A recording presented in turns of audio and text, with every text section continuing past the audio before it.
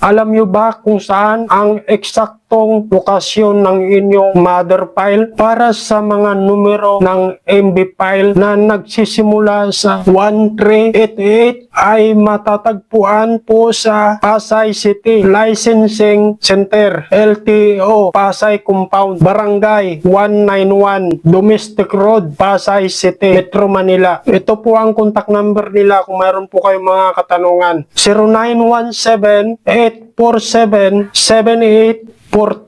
Para naman po sa MB file number 1345, ang mother file niya ay matatagpuan po sa Paranaque Licensing Center, 2nd floor, PTEX, Paranaque Integrated Terminal Exchange, 1 Kennedy Road, Barangay Tambo, Paranaque City. Ito po ang contact number nila, 0962-169-5308. Sa MB file number 1367, ang mother file niya ay matatagpuan po sa Paranaque District Office, Olivares Plaza, Ninoy Aquino Avenue, Barangay San Dionisio, Paranaque City. Ito po ang telephone number nila, 0288-336379. Mayroon pa po 0285361452. Para naman po sa MB file number 1352, ang mother file niya ay matatagpuan po sa Manila West District Office, 2154 Vita Building, Espanya Boulevard, corner Josefina Street, Sampaloc, Manila.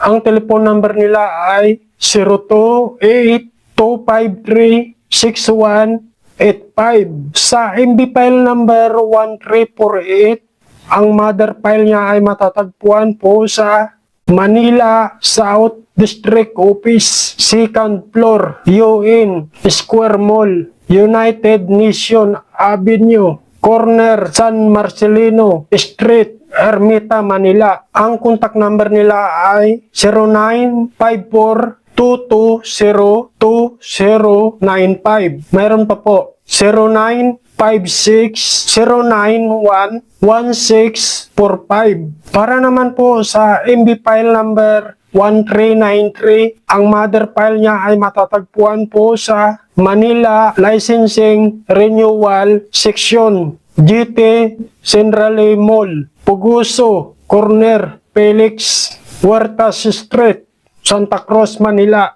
Ito po ang contact number nila, 0918-627-6728. Kung mayroon po kayong mga katanungan na hindi ko po nabanggit, mag-iwan na lang po kayo ng mensahe para alam din po ng ibang manonood.